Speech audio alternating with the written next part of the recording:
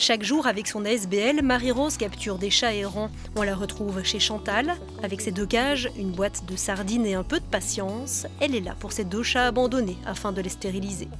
Et ici, on est devant un abandon, je ne vais pas dire volontaire, mais un abandon sauvage chez une personne qui aime justement les chats.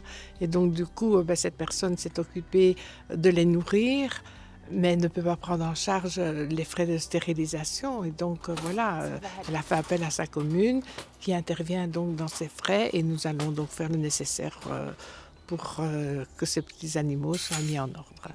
Dans la camionnette, d'autres chats patientent. Ils seront conduits chez l'un des vétérinaires partenaires. Une fois opérés, ils seront relâchés sur les lieux de la capture.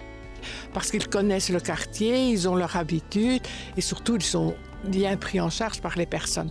Quand il n'y a pas de possibilité de les reprises en charge parce que c'est un endroit dangereux et que le chat est sociable, on essaye de leur trouver alors un nouveau foyer. Ceux-là viennent au refuge. L'ASBL a capturé 1450 chats l'an dernier. Alors que la saison des chatons démarre à peine, dans les refuges, les bébés sont déjà là, la faute entre autres à un hiver doux. Depuis le mois de janvier déjà, on a eu 3 femelles gestantes. Ici, on a en tout 8 chatons qui ont été trouvés, abandonnés plutôt dans une caisse de transport devant le refuge en fait. Ça promet une période assez longue et riche en bébés chats malheureusement. Des chatons tout mignons cette fois, mais qui arrivent parfois dans un sale état. Parfois, c'est des petites crevettes qui arrivent que les gens ont trouvées. Et on a des chatons qui arrivent avec le coryza. Des fois, il faut enlever les yeux, etc. Tellement la maladie a été trop loin et que les chats n'ont pas été soignés. Malheureusement, on ne sait pas tous les accueillir. Il nous faut de la place en quarantaine pour pouvoir les mettre en ordre, les soigner, etc. avant qu'ils puissent rejoindre la chatterie et donc libérer une place. La stérilisation est pourtant obligatoire.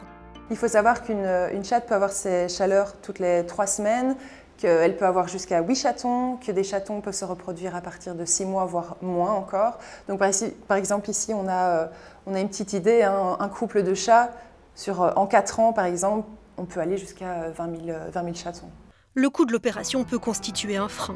Comptez environ 90 € pour un mâle, 150 pour une femelle. Certaines communes proposent une aide financière, mais il faudra aussi vacciner, vermifuger, nourrir, soigner. Adopter un animal doit être un acte réfléchi. Attention aux petites annonces sur les réseaux sociaux. Il faut vraiment faire attention parce que d'une part c'est interdit, on ne peut pas donner d'animaux via les réseaux sociaux et plutôt privilégier les refuges pour adopter un animal parce que dans les refuges en tout cas, vous les adoptez en ordre de tout, ils sont pucés, stérilisés, vaccinés. Enfin, contrairement aux idées reçues, il n'est pas nécessaire d'attendre qu'un chat ait 6 mois pour le stériliser. Cela se fait désormais bien plus tôt.